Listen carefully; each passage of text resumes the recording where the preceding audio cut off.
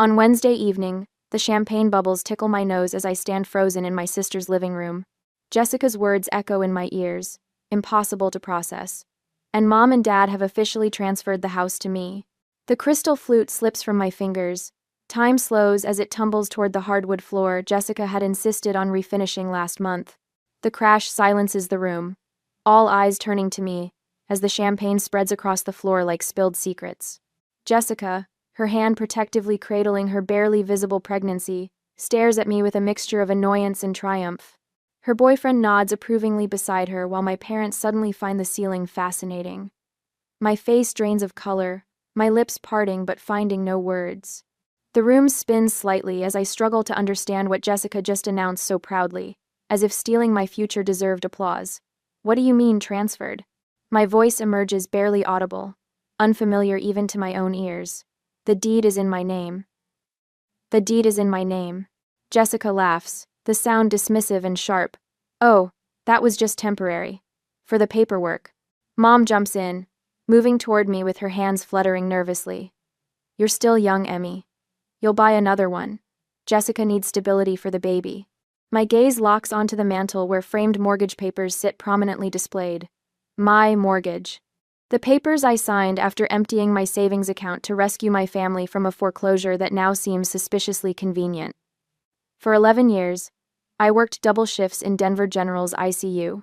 11 years of holidays missed, birthdays celebrated days late, relationships that withered under the weight of my dedication to saving both lives and dollars. I kept a small notebook in my scrubs pocket, tracking every penny saved toward my dream home. Last April, I hit $182,000 in savings. Enough for a substantial down payment in a neighborhood I loved. I'd scheduled viewings for that weekend. Then the desperate call came. Emmy, we're losing the house. Mom had sobbed into the phone. Only 30 days left before foreclosure. I canceled my viewings, withdrew my entire savings, put down $182,000 on a $370,000 house, taking on a $188,000 mortgage in my name alone. The closing attorney had smiled as he slid the papers toward me. Congratulations, Miss Sullivan. You're a homeowner. And now Jessica stands in that home, claiming it as hers. That's my house. My voice finds strength, rising from somewhere deep inside me. I paid for it. I signed the papers. Father clears his throat, stepping forward with that familiar look of condescension he reserves for when I'm being difficult. Now, Emily, let's not make a scene. Family helps family. Jessica strokes her stomach again, the gesture theatrical. My baby needs a stable home. You have your apartment. The apartment I kept, because they insisted they needed time to move their belongings from the old house. The apartment that was supposed to be temporary until I found renters for the house I bought my house. How is this even possible? I demand, feeling eyes on me from every corner of the room. The deed was in my name. Mother clinks her glass loudly, forcing a bright smile. Come on, everyone. Let's toast to Jessica's new beginning. Just like that, the attention shifts. Glasses raise. Congratulations pour forth. I stand alone, the spilled champagne seeping into my shoes, my future stolen in a single announcement. I slip away to a corner, hands trembling as I pull out my phone. I text my cousin Sarah, the only relative who ever takes my side. Something's very wrong. Need help. Her reply comes instantly. Meet me tomorrow, bring whatever paperwork you have. Across the room, Jessica accepts congratulations like a queen at court. Mom refills glasses while Dad tells his favorite story about Jessica's first word being home. No one notices me standing alone, watching my family celebrate stealing my life savings, my sacrifice, my future. But as I observe them laughing, something shifts inside me. A quiet resolution forms, solidifying with each passing second. They think this is over. They think I'll accept this betrayal as I've accepted every other slight and disappointment. They're wrong. My heart pounds against my ribs as I slip back into my parents' house through the side entrance. The celebration continues in the living room, laughter floating down the hallway like poisonous gas. I check my watch 11 minutes until someone notices I'm gone. The door to Mom's home office creaks slightly as I push it open. Moonlight spills through Venetian blinds, casting prison bar shadows across the antique desk where family decisions have always been made without me. I freeze at a sound from the hallway. Footsteps. A pause. Then they continue past, fading toward the kitchen, Breath held, I slide behind the desk and pull the chain on the small lamp. Think like a nurse, I whisper to myself. When patients hide symptoms, we look for physical evidence. Mom has always been meticulous about paperwork, a trait I inherited. Every mortgage statement, every bill, lives in labeled folders in the oak filing cabinet. The top drawer slides open with a familiar rasp. My fingers trace across neatly labeled tabs, utilities, insurance, and medical, until I reach real estate. I pull the thick folder, nearly dropping it when voices grow louder in the hallway. Emmy's probably just in the bathroom, Jessica says, her voice carrying. You know how she gets when she's upset, always hiding away instead of talking like an adult. I sink to the floor behind the desk, the folder clutched against my chest. When the voices pass, I spread the documents across the carpet. Original purchase documents for the family home from 20 years ago. Recent mortgage statements showing my payments. And then I see it. The warranty deed with my name printed clearly as owner. Beside it, a quitclaim deed with what appears to be my signature transferring ownership to Jessica Sullivan. Except it isn't my signature. The looping E is all wrong, the E missing its characteristic tail. My hands shake so badly I nearly drop my phone as I photograph each document, the flash momentarily blinding in the dim room. Tucked behind the deeds, a letter on attorney letterhead catches my eye. I scan the contents, my nurse's training keeping my breathing steady even as rage builds behind my temples. Advise against proceeding with this course of action. Potential fraud implications. Forgery carries significant penalties. More footsteps approach. I quickly return everything to the folder, sliding it back into place. The side door offers silent escape, just as the office light flicks on behind me. Do you need the rest of that coffee? Sarah asks the next morning, nodding toward my untouched mug. We sit in the corner booth of Denny's, far from other customers. Michael, her attorney friend, studies the photos on my phone, his expression darkening with each swipe. This is textbook fraud, he says finally, looking up. The signature isn't even close. Did you sign anything giving them permission to transfer the house? Nothing, I say. I signed the original mortgage papers, that's all. Sarah excuses herself to make a call, pulling out her county employee ID badge. I've worked with records for years. They'll help us.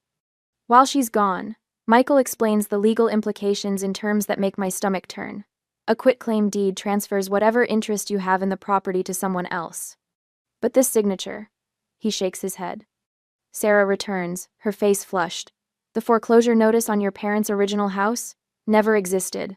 I checked records going back 3 years. What? The word comes out as barely a whisper. Michael's face hardens. They created an elaborate lie to access your savings.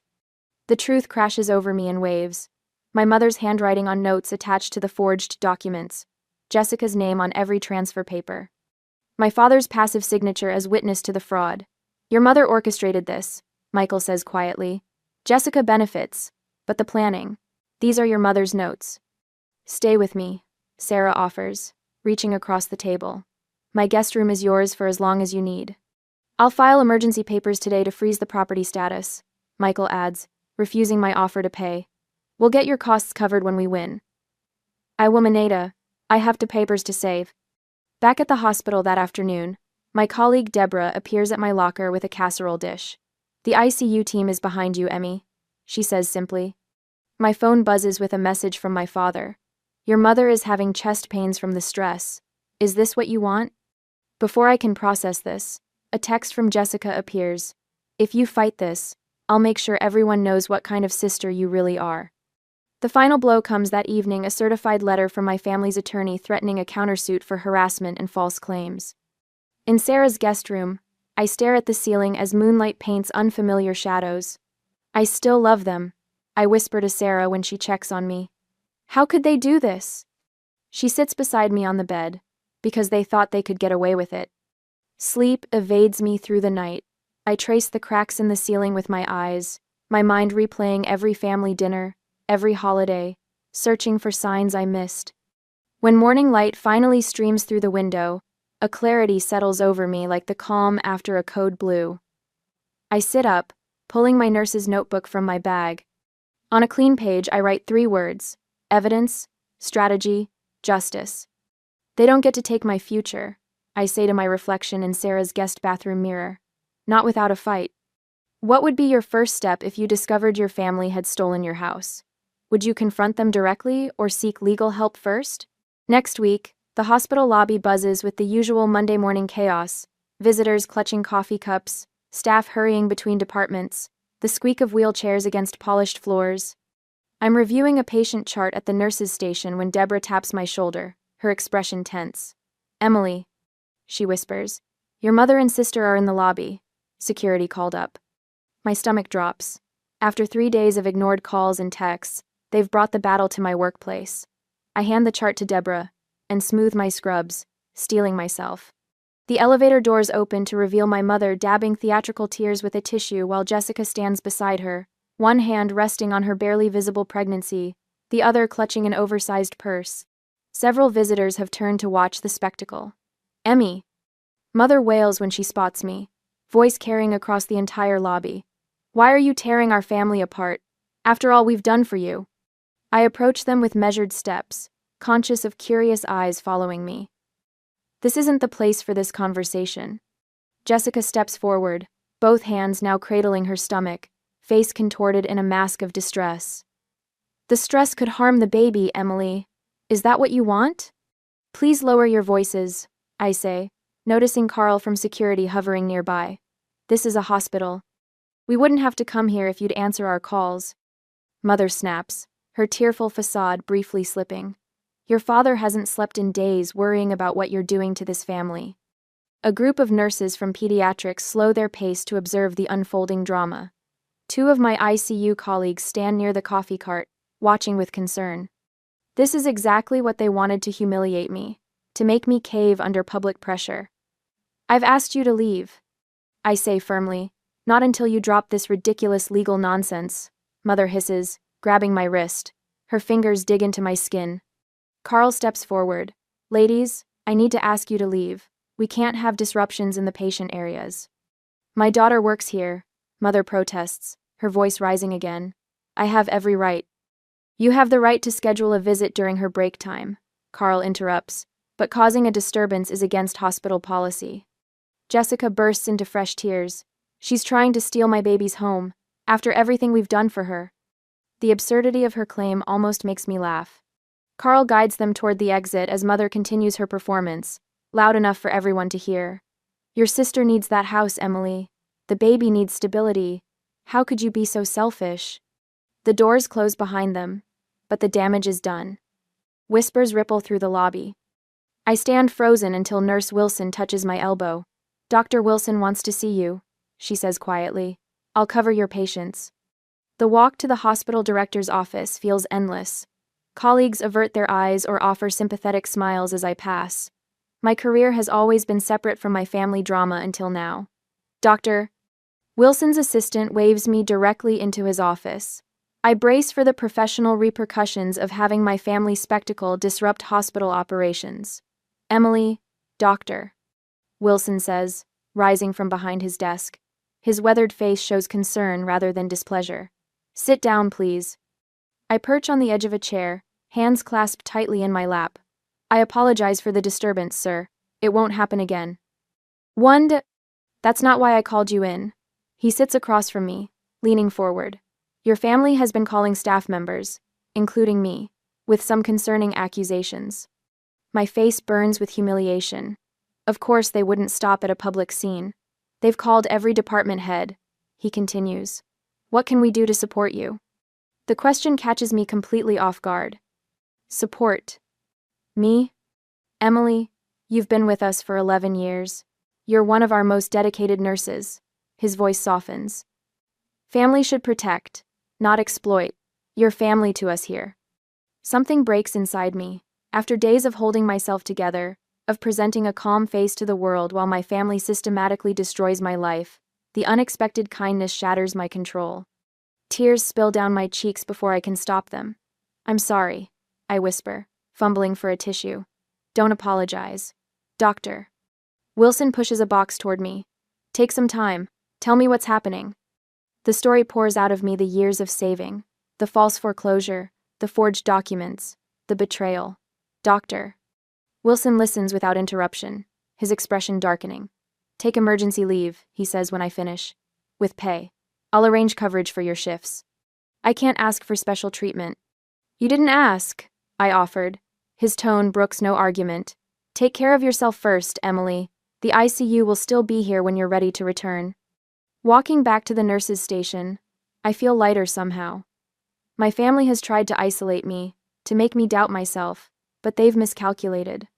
For every person they've tried to turn against me, others have rallied to my side. Deborah meets me halfway down the corridor. Your cousin Sarah called. She's organizing all the documents for court. Thank you. And Michael left a message. He's filing something called lease pendens and a temporary restraining order today. She hands me a stack of message slips. Also, we've worked out a schedule. Someone from the unit will be with you whenever you need company. My throat tightens. You didn't have to do that. We protect our own, Deborah says simply. The apartment hallway feels unusually quiet when I return home that evening. I'm sorting through my mail when I spot them, my parents, sitting on the floor outside my door like abandoned packages. Father stands first, his face drawn. Your mother hasn't slept in days because of this. Mother rises more slowly, her eyes red-rimmed but calculating. After everything we sacrificed for you. I unlock my door without responding, but Father blocks the entrance. Emmy, please, just talk to us. Something in his plea sounds genuine, but I've heard too many false words from him. I meet his gaze directly. I have the original documents, I say, my voice steady. I know there was no foreclosure. The hallway fills with a sudden, powerful silence. Mother's face hardens, but Father's shows the first flicker of shame I've seen. His shoulders sag as the weight of my words hits him. Jessica said it was just paperwork, he mumbles. That you'd understand it was for family. Don't you dare blame this on Jessica, Mother snaps, but her voice lacks conviction. I'll see you both in court, I say, stepping around them into my apartment. The door closes with a soft click that feels more final than a slam ever could. My phone vibrates with a text from Michael. Good news, court approved the temporary restraining order. They can't sell or transfer the property now. A second message follows. Sarah found something interesting. The notary who stamped the fake documents is Jessica's friend from college. I sink onto my couch, absorbing this new information. With each piece of evidence, their scheme unravels further. Criminal charges are now a real possibility. I text back, I won't pursue criminal charges if they cooperate. Not out of mercy, out of efficiency. I don't want a protracted battle. I just want my house back and my family out of my life. Later that evening, I sit in Sarah's garden, a box of old family photos open beside me. Summers at the lake, Christmas mornings, my graduation. Memories of a family that existed before greed corroded everything. Sarah finds me there as twilight softens the edges of her flower beds. You're allowed to grieve the family you thought you had, she says, sitting beside me. I kept trying to earn their love by giving more, I whisper, tracing my finger over a fading image of us all smiling at the camera. But it was never enough. It never would have been. She covers my hand with hers. Some people are bottomless pits, Em. With a deep breath, I close the lid on the box of photos, sealing away the family that never truly existed. Tomorrow, Michael and I will meet to discuss our legal strategy to go to court. He mentioned the possibility of a civil theft claim with treble damages over $60,000 in additional penalties. I don't want their money, I tell Sarah as we head inside. I just want my house back. Michael says they've hired Blackwell, she warns. He's aggressive. So am I reply, when protecting what's mine. My phone buzzes with an unknown number. I almost ignore it, but something makes me answer. Emily? The voice is hesitant, familiar. It's Tom, Jessica's boyfriend. Sarah raises her eyebrows as I put the call on speaker. I didn't know what they did to you, Tom continues. I want to help. Why would you help me? I want me. I was there when your mother and Jessica discussed the forged documents. His voice trembles slightly. This isn't right. I can't be part of this. You'd testify to that? Gasped. Yes, he says firmly. I'll tell the court everything I saw and heard. After ending the call, I turn to Sarah, a strange calm settling over me for the first time in weeks. Everything just changed. On Thursday that week, the courthouse is intimidating with its marble columns and echoing halls, but I stand straight-backed beside Michael as we enter courtroom 3. My ICU badge remains pinned to my blouse, a small reminder of who I am beyond this nightmare. Ready? Michael's voice is steady, his briefcase containing weeks of meticulous preparation. I nod, scanning the room. Jessica sits in the front row, her pregnancy now prominently displayed in a tight dress. Mother dabs theatrical tears with a handkerchief while father stares ahead, stone-faced. Judge Harriman peers over reading glasses as we approach. Sullivan versus Sullivan. Property dispute involving alleged document falsification. Michael moves with calm precision, laying documents before the judge like placing surgical instruments on a tray. Your Honor, we have evidence of signature forgery, notary fraud, and deliberate misrepresentation. The judge's eyebrows rise as she examines the documents. Her finger traces the signatures side by side, the genuine one I provided from my mortgage papers versus the clumsy forgery on the quitclaim deed. And you are the sole mortgage holder? She asks me directly. Yes, Your Honor. I provided the entire down payment of $182,000 and signed for the remaining mortgage amount. Jessica's attorney, a slick man in an expensive suit, rises. Miss Sullivan clearly intended this as a gift to her family. Her sister is expecting a child. Mr. Blackwell, the judge interrupts, pregnancy doesn't entitle anyone to commit fraud. His face reddens. My client was not aware of any irregular documentation. I keep my expression neutral, though my heart pounds against my ribs. When Jessica's attorney suggests I'm punishing an innocent unborn child, I feel Michael tense beside me, but I remain composed. Your Honor, I say quietly, this isn't about my niece or nephew. This is about a deliberate scheme to take my life savings. 2 hours later, we exit with an extended restraining order and a trial date. The first real victory. That evening, Sarah calls. Emily, check Facebook. Your mother's gone public. Mother's post appears on my screen. A tearful plea about her selfish daughter taking a pregnant sister's home, complete with an old family photo where she cradles young Jessica while I stand slightly apart. She's always known exactly how to play the victim, I whisper. By morning, the local paper features Jessica cradling her belly, claiming I've become unrecognizable since my promotion at the hospital. Father approaches 3 of my colleagues in the hospital parking lot, asking them to talk some sense into Emmy. But something unexpected happens. Tom, Jessica's boyfriend, comments on Mother's post. The truth isn't being told here. Within hours, Sarah shares county records proving no foreclosure ever existed on my parents' original home. Dr. Wilson posts about my years of dedicated service, including holidays worked so colleagues could be with their families.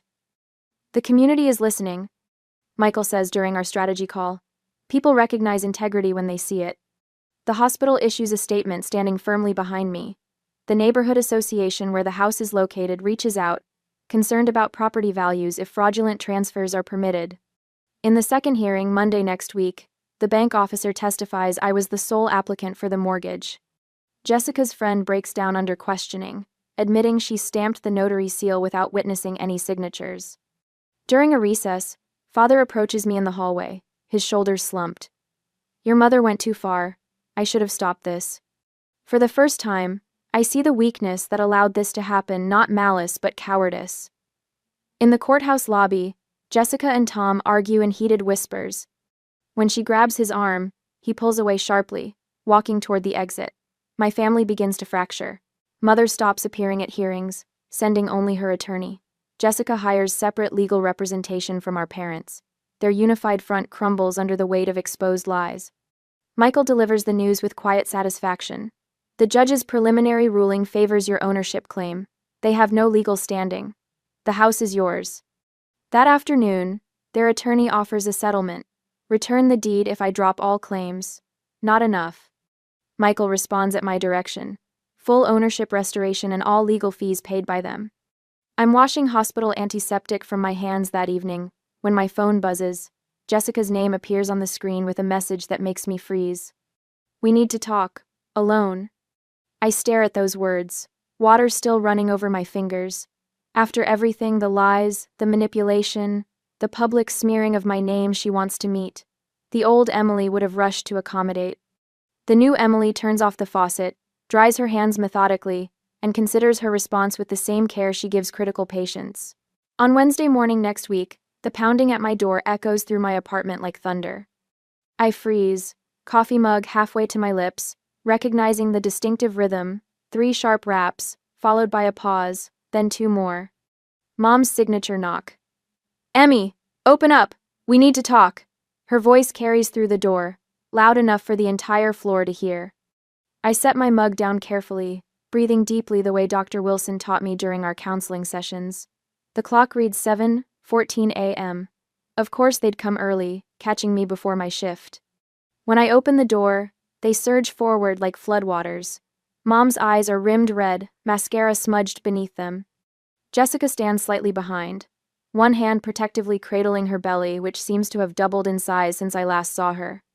Dad hovers at the edges, his face a mask of practiced concern. "The neighbors are watching," I say quietly, stepping back. "Let them." Mom wails, but she moves inside anyway. "Everyone should see what you're doing to this family." Jessica sniffles dramatically, dabbing at her eyes with a tissue. The baby kicked all night. The stress is affecting her. Dad closes the door behind them, then leans close. "This will destroy your mother's health," he whispers, threat wrapped in concern. Her blood pressure is through the roof. They position themselves strategically around my small living room. Mom near the window, where morning light catches her tears. Jessica on my sofa, hand still on her belly. Dad standing with arms crossed. A coordinated assault. "Your father might lose his job over this," Mom announces, voice trembling. "His boss is friends with our attorney." Jessica nods vigorously. "And everyone at the hospital is talking. Dr. Renner told me nurses are choosing sides." "If you drag this through court, nobody wins," Dad adds. "Legal fees will bankrupt all of us." I listen to each threat, noting the practiced delivery, the way their eyes flick to gauge my reaction. For 11 years, I've watched patients' vital signs, learning to spot the moment when panic turns to acceptance. I recognize the same patterns in my family now, the escalating desperation, the synchronized approach. "Would you like some coffee?" I ask calmly. My response throws them. They exchange glances, momentarily unbalanced by my composure. "We didn't come for coffee," Jessica snaps. "I know why you came." I move to the small desk in the corner where a manila folder sits, precisely centered on the polished surface. "But before you say another word, you should know what I have." The folder makes a satisfying sound as it lands on my coffee table. Mom flinches slightly. I remove the contents methodically, placing each document in a neat row. "This is the original warranty deed with my signature." I tap the paper. "And this is the quitclaim deed with what appears to be my signature. Except I never signed it." Mom opens her mouth, but I raise my hand. The gesture silences her instantly, a power I never knew I possessed until now. This report is from a certified handwriting analyst confirming the forgery. Another document joins the row. These are my bank statements showing every mortgage payment I've made since closing. Fiverr Manit. With each new piece of evidence, the color drains from Mom's face. Jessica shifts uncomfortably on the sofa, eyes darting between the documents and the door. County records prove there was never any foreclosure on the family home. The paper makes a crisp sound as I place it down. And this statement from Jessica's friend admits she fraudulently notarized the document. Dad sinks slowly into the armchair, hands trembling slightly. Finally, we have Tom's sworn affidavit describing in detail how this plan was developed, including dates of meetings and who said what. Jessica's phone buzzes. She fumbles it from her purse, face paling as she reads the screen. "The prosecutor has copies of everything," I say quietly. The silence that follows feels physical, like pressure against my skin. Through my window, sunlight illuminates dust motes dancing in the air between us. "Emmy, you have to understand," Mom begins, her voice honey-sweet now. "We were only trying to—" "You didn't just steal my house," I interrupt, surprising myself with the steadiness in my voice. "You stole my trust." Jessica's phone buzzes again. Her fingers tremble as she reads. "Tom says the police just left. They're asking about the notary." Fear makes her voice shrill. "He's leaving me, says he can't trust me." Mom's composure finally cracks. "What have you done?" she demands, the sweetness evaporating. Dad stares at the documents, realization dawning in his eyes. "Criminal charges?" he whispers. "Tom says they mentioned fraud and possible jail time." Jessica's voice rises. "Mom, you said this would be okay." You've always been so independent, Emmy. Mom tries again, reaching for my hand. Jessica needs. What Jessica needs isn't mine to give anymore, I say, pulling away. I walk to my bedroom and return with a document bearing the court's official seal. This is a settlement agreement. Signed today, and we proceed no further with criminal charges. You wouldn't send your own mother to jail, Mom says, but uncertainty wavers in her voice. I didn't want to, I answer truthfully. That's why I'm offering this alternative. Dad reads the settlement terms aloud. Full restoration of property ownership to Emily Sullivan, payment of all legal fees. 90-day no-contact provision. His voice falters. Jessica's face crumples. What about the baby? Where will we live? The same place you lived before you tried to steal my house, I reply, offering a pen. One by one, they sign. Dad first, then Jessica. Finally Mom, her signature, a sharp, angry scrawl. The pen scratches against paper, marking the end of something I can't quite name. When they leave, the apartment feels suddenly vast. I sink onto the sofa, and only then do my hands begin to tremble, delayed adrenaline coursing through me. My phone rings. Michael's name flashes on the screen. Congratulations, he says after I tell him the news. The house is officially yours again. I stare at the signed settlement on my coffee table. Then why don't I feel like celebrating? A gentle knock at my door reveals Sarah, a bottle of wine in one hand, 2 glasses in the other. Because winning doesn't heal betrayal, she says softly, stepping inside. I move to the window, looking out at the city stretching before me. Buildings gleam in the morning sun, streets filling with people starting their day, each carrying their own private battles. I need to decide what happens next, I whisper, more to myself than to Sarah. The settlement papers sit on my coffee table just as secured but offering no peace. In the reflection of the window, I see not just myself, but the shadow of the woman. I'm becoming stronger, certainly, but carrying a wound that victory alone cannot heal. The for sale sign swings gently in the breeze as I walk the realtor through the property one final time. Sunlight streams through freshly cleaned windows, illuminating hardwood floors that hold no fond memories for me.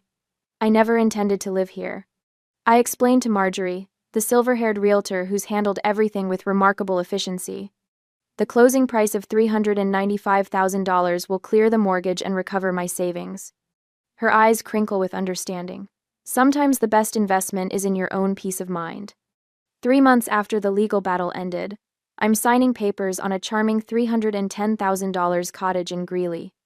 The little 2-bedroom with its wraparound porch and mature maple trees speaks to me in ways the larger house never did. As I press pen to paper, there's no family hovering, no hidden agendas, just my steady hand claiming what's rightfully mine. Congratulations, Miss Sullivan, the attorney says, sliding the final mortgage document across the table. My voice doesn't waver when I respond. Thank you. 2 weeks later, laughter fills my new living room as Sarah raises her glass. To Emily, who taught us all what courage looks like. My small housewarming gathering bears no resemblance to that fateful night at Jessica's. Dr. Wilson occupies my reading chair, his booming laugh punctuating Michael's animated story about courthouse antics. Hospital colleagues cluster around the kitchen island I picked out myself, helping themselves to food they brought to celebrate my fresh start. To chosen family, I respond, raising my own glass, who stand by you in truth. The golden afternoon light filters through windows I selected, falling on walls painted colors I chose. Each element reflects decisions made for me alone. No compromise, no sacrifice, just authentic preference. Sarah helps me hang a watercolor in the hallway, while Michael pretends to measure with exaggerated precision. 2 millimeters higher on the left, he insists, winking at me. In your dreams, Sarah retorts, adjusting it perfectly on the first try. Doctor. Wilson approaches with a carefully wrapped package. A retirement gift came early, he says, placing it in my hands. Inside lies an antique brass nursing lamp, its patina telling stories of generations of caregivers. For your study, he explains. A reminder that healing others begins with healing yourself. A reminder that healing others, nursing lamp, win the salve to the Masis Potamit. Later that evening, Amanda, our newest ICU nurse, helps collect empty plates. Her shoulders hunch slightly as she mentions her parents' disappointment in her career choice. They wanted law school, she confides. Sometimes I wonder if I'm letting them down. I recognize the familiar weight in her voice. Your worth isn't measured by their approval, I tell her, the words flowing from a well of hard-won wisdom. Trust what calls to you. Her eyes widen. I never thought of it that way. After everyone leaves, I carry a tray of seedlings to my backyard garden. The setting sun paints the horizon amber and gold as I kneel in soft earth, digging small homes for perennials that will return year after year. My hands work methodically, placing roots in fertile soil. When the mail arrives, I recognize Jessica's handwriting on a small envelope. Inside are photos of my niece, pink-cheeked and innocent. Hello, little one, I whisper, feeling no resentment toward this blameless new life. The next morning, I hang a small embroidered sign in my entryway. Family is earned, not given. Beside it grows a wall of photographs. Sarah, laughing at the lake. Michael triumphant after winning my case. Hospital staff at last year's Christmas party. Among them hangs an empty frame with a note attached, for whatever comes next. Standing in the doorway of my home, I'm silhouetted against the warm light within. For the first time in years, my shoulders carry no burden but their own. My lips form words meant only for myself and these welcoming walls. Finally, truly mine.